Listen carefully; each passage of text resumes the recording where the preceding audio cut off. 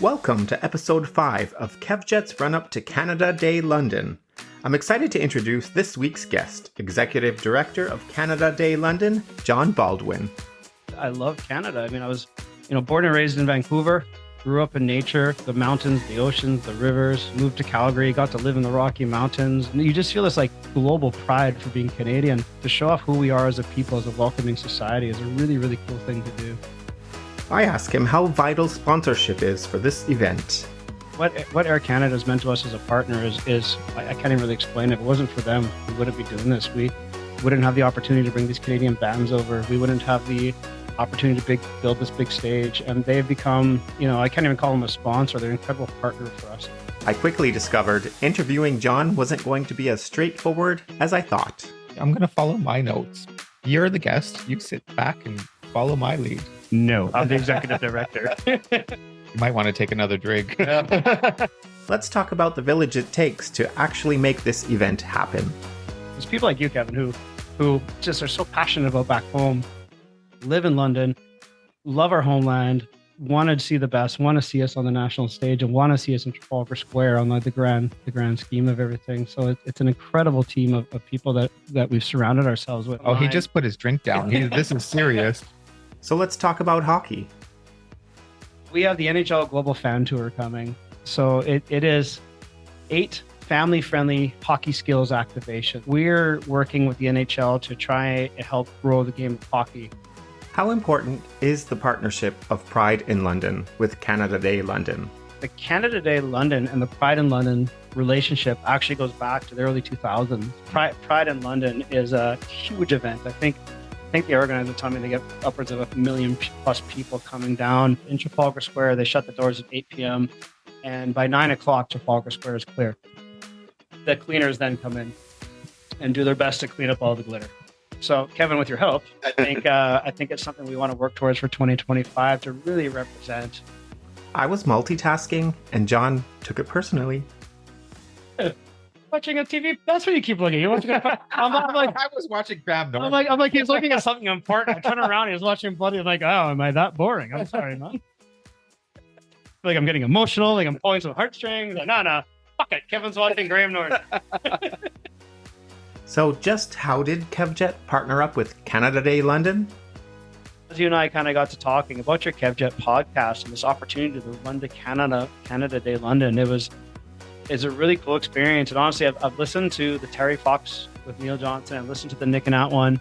Time recording this, the Tokyo Police one hadn't come out yet, but it really was a proud moment to sit there as not just an event organizer, but as a Canadian to listen to the content of people talk about their pride of it. And so I have to say thank you so much for doing this with us. It's absolutely incredible to see this come to fruition.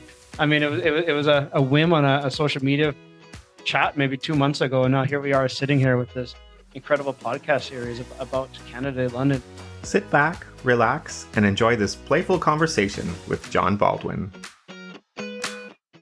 Welcome to Kevjet, the podcast. John Baldwin, Executive Director of Canada Day London. This is episode 4 of the run-up to Canada Day London. We're very excited to have you in person in the studio. Thank you very much. Happy to be here. Welcome. Why don't you just explain to me how you got involved with Canada Day London? It was November 2022, actually. Had just moved to London with my wife. I was approached by my former CEO in Calgary, a gentleman named Clark Brouet, who's an amazing mentor of mine in life. And in Calgary, I'd worked for him for the Calgary Telus Convention Center, where I was kind of hired to create new events for who the city of Calgary was. So we were designing tech events, we're designing Indigenous reconciliation events, things like that. During COVID time, when that killed it all, Carla and I packed up our life and moved to London with no thoughts. We just moved here. Clark caught wind of it and gave me a call. And he said, John, I used to produce Canada Day from 2008 to 2013. He was the iconic one who brought the Tragically Hip here. That small event that I live in the shadow of forever. A lot to live up to. So yeah, Clark approached me, and he approached another amazing person, Marcy Grossman. And I remember the three of us met at Trafalgar Square on our way to Canada House, where we met with the Deputy High Commissioner, Robert Fry. And Clark's like, let's bring it back. I said, yeah, of course, let's do it.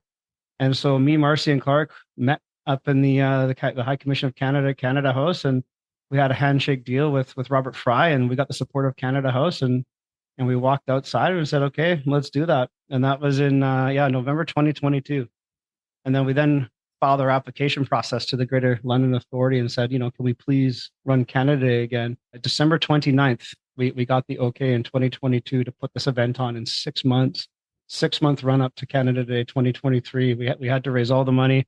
We had to get all the bands. We had to get all the food trucks. We had to get everything done. And we pulled it off miraculously as a great team. Did you feel that anybody you would have approached were happy to get involved? No. So, the TSN turning point, for a great Canadian saying, was I was at the Canada UK Chamber Christmas lunch, sorry. Andrew Smith from the High Commission introduced me to Stephen Gerrard from Air Canada and said, John, Stephen, you guys need to meet. When we got the okay from the Greater London Authority, Stephen Gerrard was the first one for Air Canada to say, I support you guys. I support what you're going to do. We will sponsor you and we will help bring all the bands over from Canada. This is probably about 3 weeks after the Greater London Authority gave us the okay. Air Canada said, yes, we're in. And that's big. That's huge.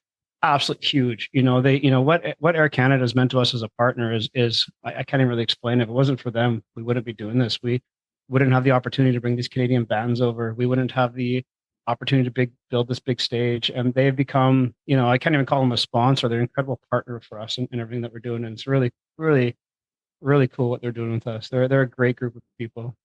You might want to take another drink. There's one thing I'm really good at. Actually, there's two, because it's Prosecco and whiskey. So I don't know if I do. Well, actually, I'm going to follow my notes. You're the guest. You sit back and follow my lead. No, I'm the executive director. What makes you so passionate about Canada Day?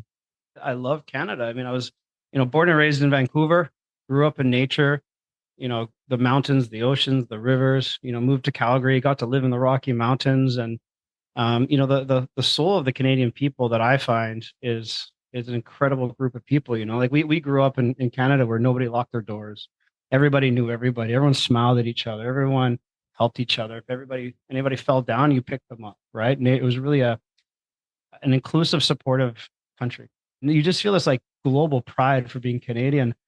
And so being able to take that happiness and inclusiveness and love of our country and put it into central London and show the world about who is Canada and show off our culture, show off our music, show off our food, to show off who we are as a people, as a welcoming society, is a really, really cool thing to do.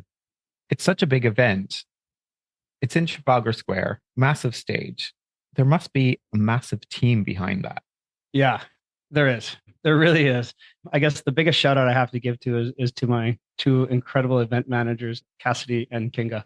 I sometimes have to just call them and thank them for believing in my crazy ideas. I remember I sent the two of them a text the other day and said, just thank you guys. Thank you so much for believing in me. There's one thing to have the thoughts of what we do and how to build the stage and how to have these crazy events happening. Another thing for people to believe in you, to actually execute and make it happen.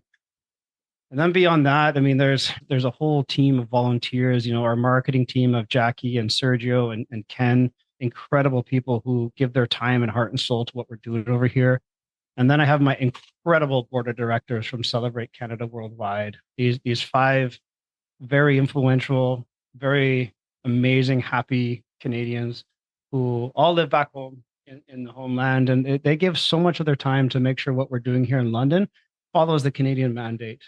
Make sure that we're showcasing the best, that we're very inclusive, that we're showing the best talent and involving the right people. And did a slide to the High Commission of Canada the other day. There's really 9 of us, and Adam, who helps me on sponsorship as well too, and making sure the sponsors are taken care of. I think all in total, there's about 14 people who are the key to making Canada Day London happen. And then on top of that, we have 40, 50 volunteers a year who come down to Trafalgar Square and take part on the day of. And it's amazing. It's people like you, Kevin, who just are so passionate about back home, live in London, love our homeland, want to see the best, want to see us on the national stage, and want to see us in Trafalgar Square on the grand scheme of everything. So it's an incredible team of people that we've surrounded ourselves with. Without them, I couldn't be doing any of this. I like to take credit, but really, really, it's my team that's why having such a good time and so successful with it. I think I say in every episode of the run up to London is how iconic the atmosphere is in Trafalgar Square. You've got Canada House beside you. I mean, it's the fountains. It's an iconic atmosphere, and it's probably the perfect location for it. Yeah, I mean, you forget even across the street from Trafalgar Square is the Canadian Pacific Building, and the history of that one. And that's where I believe it was Mackenzie King, the prime minister at the time, when they were trying to build the National Railroad across Canada. He sat there for months and months and months until they signed off on the deal. So if you're looking at Trafalgar Square and behind Nelson's Palm, you'll see Canadian Pacific Building, and then you see Canada House. And it's just it's an incredible location. It just oozes Canadian history there in Trafalgar and Square. Even on any given day, it doesn't have to be the celebration of Canada Day, because you just walk into Trafalgar Square and it's maple leaves everywhere. It's just Canada House is iconic. stunning. 2025 is actually the 100th anniversary of Canada House on Trafalgar Square. And so we're all, as a Canadian community here, we're all kind of working towards the big celebration. 100 years Canada House has been there representing us in London. Let's talk about the day. Let's talk about the festival. Let's talk about the music. The amazing music. Yeah. How do you go about choosing the music? And who's on that panel? We get a lot of questions. That a couple of things happen. We put out an application process across Canada to bands to apply to play. And we work really closely with our friends from the National Arts Centre in Ottawa and Air Canada to select these bands. So two things happen. The National Arts Centre helps us fund our top two bands. So obviously this year, big news, Tokyo Police Club, Alan Doyle, incredible headliners coming down. So we work with them to select who are our top two bands. And then we bring another 6 bands from across Canada. And we, again, do this application process from across Canada. We had 300 bands apply this year. And so we created a music committee of Alison Gooding from the High Commission, Dr. Shane Shapiro, who's a London music icon, myself, Heather Gibson from the National Arts Centre, Marcy Grossman. The 300 bands apply, and now it's up to us to whittle this down to 6. It's a tough task. You get 300 amazing bands. You kind of go through the spreadsheet, and I get my Spotify out, just sit there and listen. Band 1, band 2. Do you go by their names and think, oh, I know that name and I like them? Or do you actually listen to all of them? I listened to every one of them. Yeah, every one of them. It was an undertaking. I think I started at 6 p.m. and went to bed around 3 a.m. And I mean, I only to get my 10 choices, right? And then I took my 10 choices and I sent them into the rest of the committee. And so all the other committee members also sent their 10 choices in. And collectively as a group, we got down to 60. And then we took that 60 and it went to the voting committee again. And we took it down to the top 15 and went through another round. And at this point, we start looking at not just if you're good music, but like, are you going to resonate in the UK? And do we think that as Canada Day London, we can help your band succeed in the UK? One of the things that's really, really important for us when it comes to the music side is it's not just like come over, play Canada Day and leave, but it's come over to Canada Day and can you pick up more gigs? Can you become a successful Canadian artist in a foreign market? And how can we help you to do that over here? So when it's coming down to the final 10 choices, and there's 6 of us kind of, I mean, I wouldn't say we're bickering. We're getting along really well at this point, but everyone has their opinions. What the stage lineup that we kind of came through up to this year is a really good selection of bands that we think really represent Canada as a whole. I mean, we have people from Halifax through to Edmonton this year, right across the country, from many walks of life, many different styles. We think these bands have a chance to be better and grow their music over here. And so that was really the determining factor at the end was, can you make it in the UK and can we help? And so, yeah, it's a really great lineup we have this year. It's also a bigger organization outside of Canada Day because you get the music industry involved. Yeah, we sure do. I mean, one of the special sessions that we host, we call it the UK Music Market Session. And this is really driven by Alison Gooding from the High Commission of Canada and Heather Gibson from the National Arts Centre. Before the bands even play on the stage, so we invite them down at around 10:30 in the morning prior to going on to the Canada Day London stage, and we pair them with music agents from the UK market. There's 5 incredible people coming this year, and they're going to talk to the bands about how to tour, how to market yourself, how to prepare for yourself for UK market expansion. It's the same way we would help a Canadian business succeed in the UK. We now take the same kind of business approach to our bands to do it. And so that one-to-one matchmaking we do is becoming a really important session. The whole touring experience is so different in the UK to Canada. When it comes to summertime and festivals, I often tour manage for friends of mine who come over. Yeah. They always say we could have never managed to do this without someone who was here and knew on the groundwork here, because it's so different. It's I mean, you look at music back in Canada, and you have your epicenters, Vancouver, Calgary, Edmonton, etc., such as we go Toronto, across the country. And you pick a small town, and there's a festival of 100,000 people that just happens. Mm-hmm. And I've been blown away living here. And someone asked me once, "Is London a festival country?" I was like, "Are you kidding me?" Like, it's like if every village doesn't have a festival, there's something wrong with it. Almost exactly here, and it's just the music industry here is a crazy. I mean, even let's look at London. I mean, London has 50 events, 50 concerts happening in a single night. And how do you stand out from that? Exactly. We saw Sam Roberts, a proud Canadian guy, a few weeks ago in the Islington area, and a place for 200 people. Mm-hmm. I saw the Arkells down in Brixton Academy for maybe 1,500 people. Back home, these guys are selling out 20,000 seat stadiums like nothing. And London is just another Tuesday.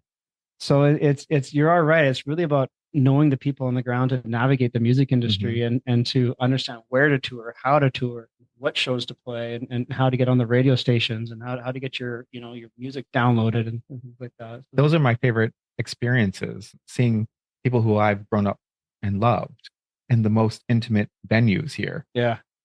Meeting that never happens at home. Meeting Sam Roberts was a really cool experience. Yeah. After the show, I walked up to his manager and introduced myself, and then Sam just came right off the stage. I said, "Hi, I'm John. Great to meet you." And we had a couple of beers, and I begged him to play Canada Day. I'm pretty sure, Sam, if you're listening to this, you're playing next year. You heard it here first. We're going to hold you to it.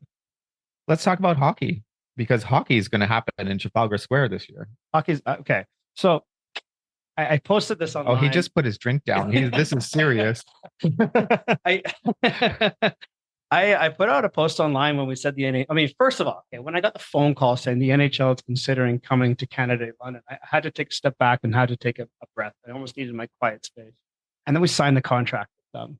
And I got to post online, and literally, I think I said, "This is the proudest thing I've ever said as a Canadian, but the NHL is coming to London." And me and my team were the ones who helped facilitate this. It's such a proud moment in my life. So we have the NHL Global Fan Tour coming. So it is 8 family-friendly hockey skills activations. We're working with the NHL to try and help grow the game of hockey in, I'll say ice hockey because it's the UK, the game of hockey in the UK. In the past, there was always the hockey rink, the street hockey rink built, which was like a few people could play. The kids might shoot around, but now there's like skill competition. So your hardest slap shot, your stick handling, your accuracy shooting, there's bubble hockey, there's kid zone, there's video gaming, there's all these cool things going around. So while on the main stage there's incredible music happening, there's a whole bunch of different places you can go and try hockey, all brought to you by the National Hockey League, which is extremely exciting. It's unfathomable this is happening. I think that's where we're going to find John. Well, see, I grew up playing goalie my whole life, so I might just stand in front of the hardest slap shot and be like, just relive my youth or something. That's a good question, actually. During the day, are you going to be in a specific spot, or are you going to enjoy the whole day and just be out and about? Well, I have a lot of managing to do, so I'll be backstage quite a bit, getting the bands on stage. We'll be in the VIP tent quite a bit, making sure our guests are taken care of. We'll be trying my best to engage in all the activities. Like funny story, last year we had all these amazing food trucks come. I didn't try any of them. We were like, I demanded Nanaimo bars last year because I'm from British Columbia. Oh, I love. So this, yeah, me too. My mom made them growing up. Same. And so we had this amazing barbecue food truck. I think they're from Oxford come down, and they made me Nanaimo bars specifically. Amazing. I didn't even try the food truck. It was, but actually, in my defense, neither did Cassidy, my event manager. Where both of us were running around. I think at one time I tried someone's poutine. We have 3 different food trucks serving poutine. So I'm hoping this year to enjoy it a bit more, not just run around like crazy. But exactly. From our side, it's all about the production and making sure that the music on stage is flowing properly. The bands are taken care of. Everyone's having a good time. That's my number one priority, really, with my team. We also have Meet the Mounties. Yeah.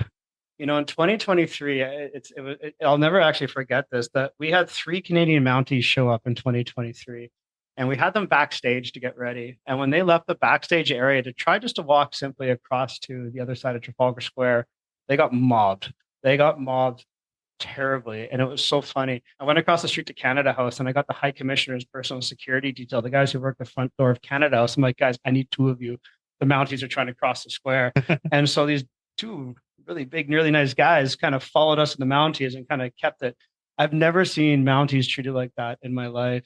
It was astounding to see them there, and the representation, how much the British market. There's a huge lineup for photos with them and kids and adults. I saw lots of children dressed as Mounties last year, which was so cute. I honestly don't know who was more excited, the kids or the adults of it. I guess my softball team loves to remind me about that Due South TV show that everybody over here loves. And I didn't think the Mounties would get that much attention, that we had to put that much of a security detail on them. So this year we're prepared. We're hoping to get one Mountie to come down. I believe he's coming, and to stand at the Canadian Consular Services tent for some photo ops for a couple hours. And it was really, really, really cool to see him there last year. It's a great representation of Canada. Sure is, yeah. So let's talk about partners for Canada Day.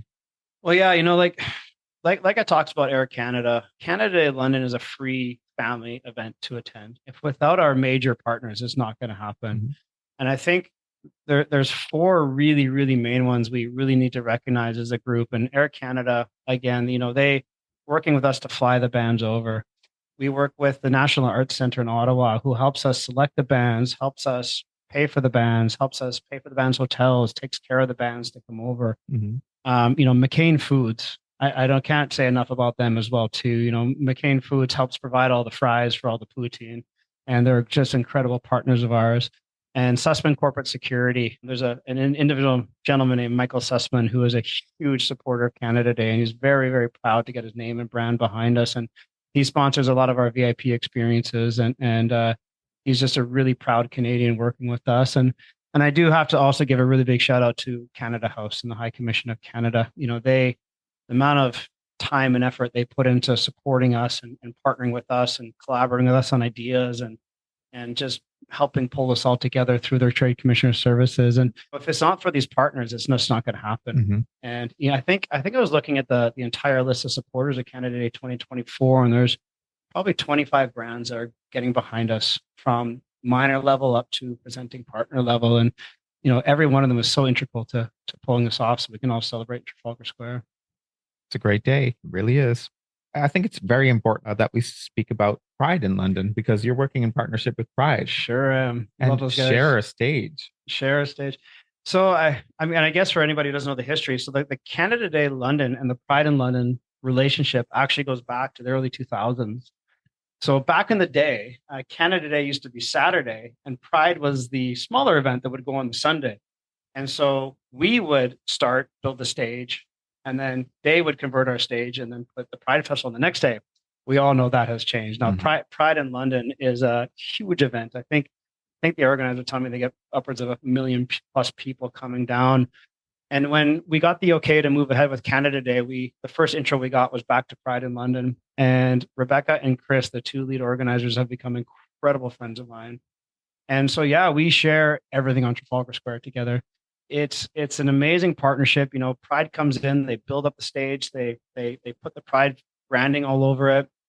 They throw their events. We have the same tech teams, we have the same lighting teams, we have the same bathroom teams, we have the same bar vendors, we have the same everything. We share it exactly. There's a lot of sustainability discussions around this. Trafalgar Square is such a special place. We have to really look at our impact of not damaging the square. So that's part of the reason we do it. But really, the love between our two events is incredible. We're really working hard to not just share the infrastructure, but share events and how we can as well too. But they're integral partners in what we're doing, and we have a lot of fun with that group. I know it's quite funny. We often say it's going to go from rainbows to maple leaves overnight. That's true. It's the one thing I say all the time.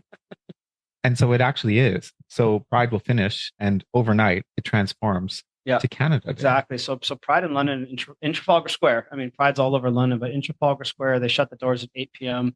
And by 9 o'clock, Trafalgar Square is clear. The cleaners then come in and do their best to clean up all the glitter and all the beautiful Pride colors. And all it's not so beautiful at 9 o'clock, I can tell you that. You know what? I've heard. And so we we've had some funny conversations with the Greater London Authorities planning team and the Pride Festival organizers about that, because I hear Pride's a lot of fun. And it's all true. Yeah. But at about 10 p.m., we sign off to Canada Day. So Pride is done, Canada Day begins. And so that is when the overnight crew kicks in there. Although the infrastructure is shared, we work with a great company called Ellis Events, who also produces Pride, but they also do British Summertime Festival. They do some of the best and biggest events in London, and they get in there at about 10 p.m. and start taking down the signs of Pride and start putting up Canada Day. So at 7 a.m. when we show up on site, maybe 6 a.m. for Cassidy, if you're listening to this, when we show up in the morning, Pride should be gone and it should be all Canada Day. And it'll be an amazing logistical event feat. And it's something we're really proud of working together to be able to do that, because it's not a lot of events that get the pleasure to work together to do this kind of partnership. And it's really nice to have two like-minded organizations who very large organizations as well. Yeah. It's two big events. It's two big, powerful, happy events, I should say. But I've done a lot of events in my past, and you meet a lot of event organizers, and the Pride team is they're very Canadian, I guess, to say. They're so full of love and energy, and that they're very happy to share with us and everything. And it's really a win-win situation, right? Even from, Nick and Nat was on your podcast. Okay, so let's bring this one up here. So we've been trying to find ways over the last year and a half how to tie Pride and Canada Day together more. And we were trying to look for musical artists who might be able to play both stages. Well, this year we decided to work with social media influencers and see how we can do together. So, huge thank you to Nick and Nat to get involved in both events. I believe at Pride, they're going to be calling the parade at some point. They're on podium, not sure where, but they'll be calling brands as floats that come by. Yeah. Which brings me to, by the way, they were episode 2. Episode 2, yes. On the series. It brings me to, is Canada Day going to be represented in the parade at all? Not this year. That's like I said, with the partnership, that's the next goal. I know the Canadian High Commission has a small contingent of a group going into the parade, but one of my goals, one of our goals as Canada Day London, is to have more representation into the Pride Parade.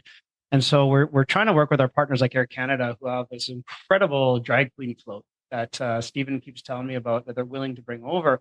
And how can we have a beautiful contingent of Canadians represented that flows, through the Pride Parade into Trafalgar Square, where there's already like a Canada tent on Trafalgar Square, which we then leave in for Canada Day as well too.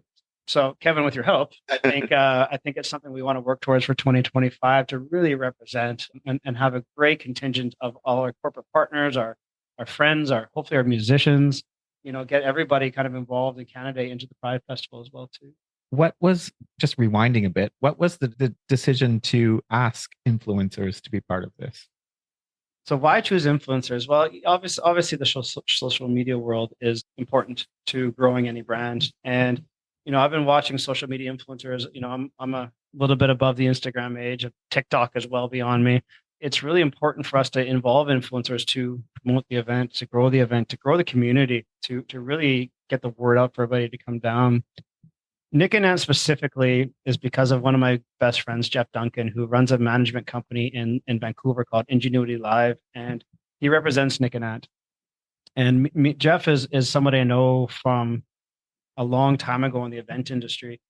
And I reached out to him like, Jeff, I can't believe I'm doing this. I'm producing Canada Day in London, and we're sharing the stage with Pride, and we're doing all this great stuff. And he's like, oh my God, you should meet my influencers, Nick and Nat. They're this amazing gay couple. One is British, one is Canadian. They live in London. They're really interested to get involved in Canada Day and Pride. Can we talk about this? And I'm like, of course we can. Of course we can. And so I didn't really choose Nick and Nat as much as they chose me to be a part of it. And I actually listened to them on your podcast about what they're talking about. I was going to say, last week they were sat right on the sofa where you're sat. Yeah, I really enjoyed their podcast. I was really actually taken back by their kind of kind words to us selecting them, and I feel the completely opposite. I feel Nick and Nat kind of came to us as a thankfulness. It was not planned. It was not like we want you. It was kind of like the world told us that Nick and Nat are working with you guys. And, thankfully, again, with Rebecca from Pride, she bought in right away. Really excited to have those two, part of both events and really part of Canada Day London. And, at the end of the day, we hope they grow their brand, and we hope we grow our brand, and we get more followers and we get more attention. And the world looks at us a little bit more because we have worked with these two incredible people like Nick and Ant. Yeah, they're very excited. So me too. I'm excited to see them on the day.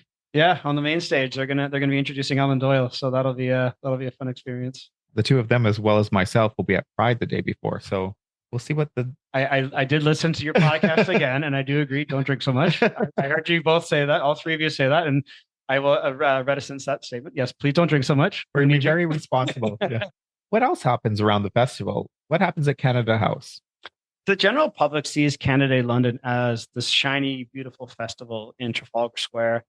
But the reality is behind the scenes, there's a lot of work that we do to involve the Canadian business community. Without the Canadian corporate community, again, we go back to our partners. And if it wasn't for the Canadian corporate community, Canada Day would not exist. Canada and the UK are some of the largest trade partners in the world. I think it's $26 billion we traded in 2023 between our two nations. When I first started Canada Day, again, one of the first people we met with was a gentleman named Nigel Bacon from the Canada-UK Chamber of Commerce.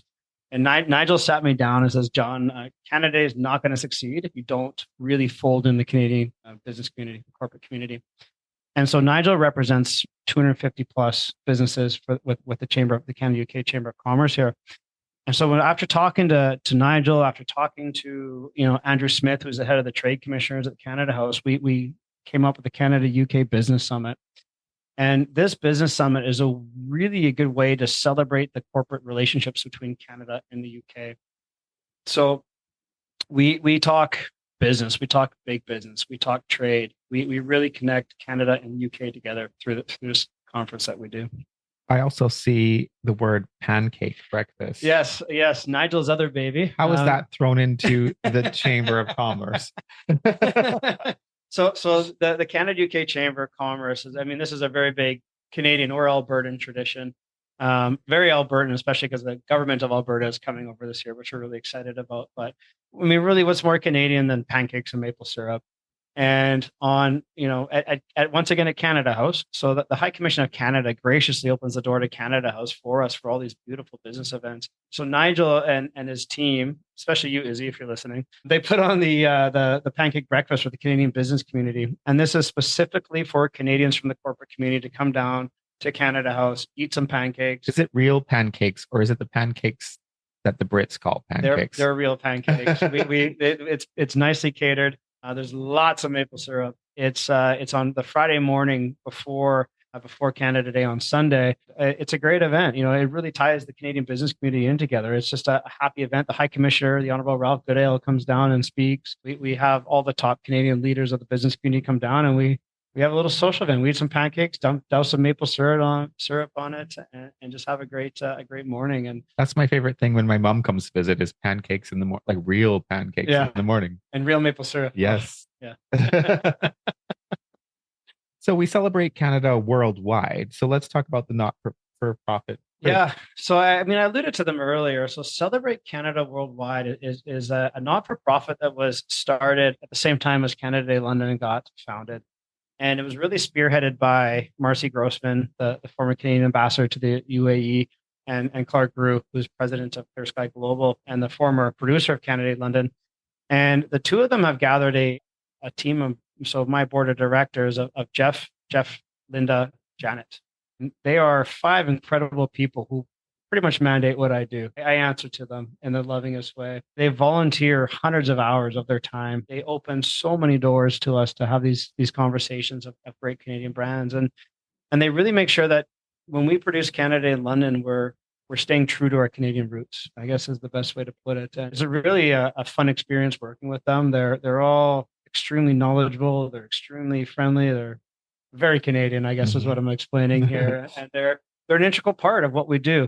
They really, really keep us on track to making sure we're putting on the best event from the business side, from the government side, from the consumer side, that we're really following suit to staying true to the Canadian roots of everything we're doing here in London. Mm-hmm. Speaking of Canadian roots, let's talk about Terry Fox. Terry Fox Foundation. Yes. Yeah. Our great friends. So that's an amazing brotherhood, I guess you would say. Yes. Neil Johnson was also on your podcast. He's a joker. He's a funny guy. He's become a really good friend of mine over the I think it's only about a year and a half when I first met Neil Johnson. So Neil himself is a cancer survivor, like he mentioned to you, and he grew up in London. He spent a lot of time over here. When he caught wind of us producing Canada Day, I got this random email one day like, "Hi, I'm Neil from Terry Fox," and me being from Vancouver, Terry Fox is a legend. He's from Burnaby. He's from my hometown, and so I was like, "Of course, let's talk, Neil." And I'll really never forget that because at the time I was on vacation down in Brazil and he was on vacation, I think, in the Dominican Republic. We both called each other from these tropical locations. I think it was January, rainy London, and we just hit it off immediately. We started talking about our goals in life, our philosophies in life, what he sees Terry Fox doing over here in the UK. And I talked to him about what we see Canada Day London doing over here in the UK. Neil's goal is to raise £1 million for cancer research here in London, and I should say the UK. And I bought into that immediately. And he will. He will. Oh, he will. Neil will. I'll give him that one. The more and more we've talked, the more him and I have become good friends, the more we align our visions together about what we do. We see a serious growth in the UK between Canada Day London and the Terry Fox growth. We see these like intertwined together. I think he's got 3 runs this year. He's got the one in London, the one in Hampshire. Thank you. And obviously the big news one down in Wrexham for the Wrexham AFC Football Club that we're all going up for this year. So yeah, it's absolutely incredible what Neil's doing here. And with Canada London, like the whole thing is giving back to the community. This event is run by a strong group of volunteers. It's our heart is in the right place. It's about giving back, and it's really about showcasing best of Canada. And with that is Canadian charitable givings. And so, the Terry Fox is part of a bigger group called the Maple Leaf Trust. Mm-hmm. And the Maple Leaf Trust was actually started after World War I. I'm not sure if you're familiar with them, but it was started back in World War I when there was no money for Canadian war veterans who lived in the UK. So they fought in World War I. The Brits wouldn't recognize them because they're Canadians in the UK, and the Sure. Canadians wouldn't recognize them because they lived in the UK. So the Maple Leaf Trust is what started this. The Terry Fox now is part of the bigger Maple Leaf Trust. It also involves the Canada UK Foundation over education. So we have veterans, we have education, we have cancer, we have all these incredible charities being represented underneath our beautiful Canada Day London banner. Mm-hmm. You just recently had the Maple Leaf Ball. We sure did. That was a beautiful event at the Victoria and Albert Museum. Yeah. And is it true that you had to run the wine bar? No, I didn't have to run the wine. I might have ran away with the wine from the bar. But did you? Yeah. I appreciate Owen.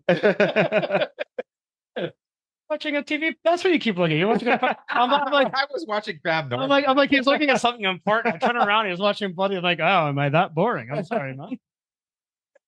Like I'm getting emotional. Like I'm pulling some heartstrings. Like, no, fuck it. Kevin's watching Graham Norton. Let's talk about Kevjet's run up to Canada Day London.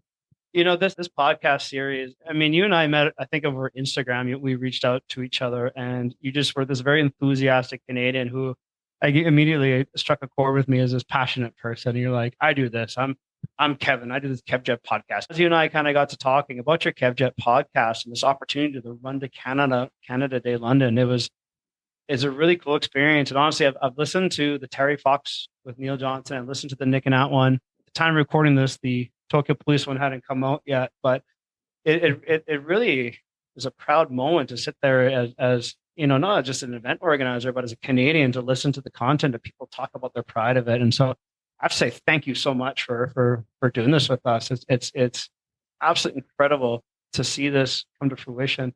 I mean, it was a whim on a social media chat maybe 2 months ago, and now here we are sitting here with this incredible podcast series about Canada Day London. What I really like about it is digging into the personalities, like who are these people behind it? Okay, yeah, it's great you see Terry Fox. It's great you see Canada Day London, but who are the people? And I think you're really doing a great job at digging into who are these people behind these logos, because we always see ask logos. The questions. Exactly. Ask the questions. Exactly. Yeah. Everybody has a story. It's not the story that a lot of people might think. I have a question. Yeah, go for it. Where'd Kevjet come from? Well, I was a flight attendant Oh, out of high school, and so Kevjet was my nickname. there you go. I hope that's on the quiz later, because I will definitely get that one right. I would never tell you that. And it kind of got shortened to Jet over the years. You'll hear people in my close circle just call me Jet. Cool. Thanks, Kevin. So just talking about the Kevjet series. So we've had Neil Johnson, the chair of Terry Fox Run UK. We've just had Nick and Ant episode come out. Last week, you just had Graham Wright from the Tokyo Police Club, which is an excellent conversation. Can't wait for you to hear it. I am so excited about that band. When Heather from the National Arts Center was like, she's like, John, I have a headline band for you. She's like, do you want Tokyo Police Club to come? I'm like, sorry, what? Like, who? Like, seriously, this could happen? And she's like, yeah, they're coming over. I am beyond excited. There's a lot of bands you deal with the agents, and for some reason, Tokyo Police Club, you deal with Graham directly, and he is one of the nicest, funniest guys I think I've ever had to deal with, and we're really He has excited. the best radio voice. Yeah.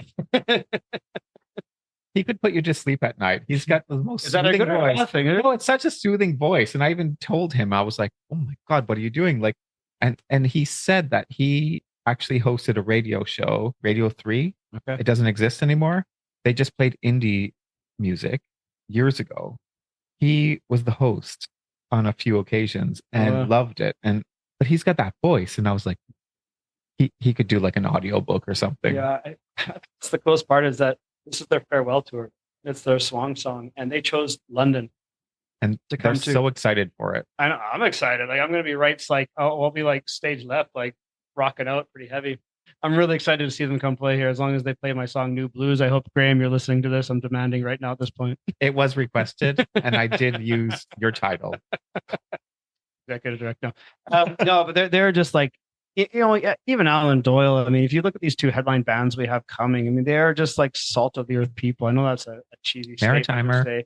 Maritimer and like Northern Ontarians, and just really, really nice people. And, I'm really excited that we get to put them in Trafalgar Square for Canada London. They're going to bring the party. I hope so. Yeah, I'm really excited to see it. They will. I don't hope so. I know so. Who am I kidding? But yeah, it's just amazing to like, back to the bands, like the amount of talent we have coming here, but having these two as our co-headliners and just who they are and what they represent. Alan Doyle to Tokyo Police Club is completely different kind of music, but here we are, and they're going to be great to play together, and the crowd's going to love it. And and what a setting. Yeah. Can't wait. Now we're going to move on to Canadian trivia. Let's see what you can do. Okay. Are you ready? No, let's go. Which Canadian city is considered Hollywood North? Vancouver, my hometown. Ryan Hello. Reynolds. Thank you, Deadpool. How many points does the Maple Leaf have? 11. It is 11. Yeah. I'm not going to lie. Do this. There's a Canadian flag right behind your head, and I counted. Which city is home to North America's largest mall? Oh, Edmonton. Yeah. You love Edmonton. I do love Edmonton. The Oilers in the Stanley. Can we hold a sec, just like talk about the Oilers going to the Stanley Cup Finals right now and what incredible this is. NHL hockey and the Oilers in the Stanley Cup. I pray that they're going to win. Which Canadian chain first opened in Hamilton in 1964? Tim Hortons. Where is Canada's most visited National Historic Site? Ooh, that's a tough one. Halifax. Halifax Citadel National Site of Canada. I was going to say that. You cut me off after I said Halifax. Which city hosts North America's largest single-day parade? Toronto. And what is the parade? Pride. No. Toronto Pride. No. I have no clue. It's Carabina Grand Parade, which started in 1967. Wow. I got the city right. You did. There you go. What is Canada's national sport? Lacrosse. Come on, it's lacrosse. Well, every Canadian There's knows two. It. Well, the winter is technically hockey, but our real national sport is lacrosse. Very good. Which city has the most restaurants per capita in Canada? I would have never got this. Let's go with. But you should. You should, of all people, should get Surrey, BC. Victoria. Right province. Which city was home to the first North American YMCA? Ottawa. Montreal. That was close. 1851. 1851. Oh, it's close. It's only a 2-hour drive. Exactly. It's a big country. Which Canadian city ranks as the most educated in the country? Most educated. I'll go London, Ontario. Ottawa. Same province again. What is the most purchased grocery item in Canada? Is poutine a grocery item? No. The most Beer. It's got to be beer. Craft dinner. Craft dinner. Yeah. What I is guess beer's not really a grocery. Is it? No. It's not like here where you can pick it up at the grocery store. Oh yeah, that's true. I've been living in Yeah. London for too long. I It's forget. so you true. have to go to the beer store for that. You do. Okay. What is Canada's oldest city? Quebec City.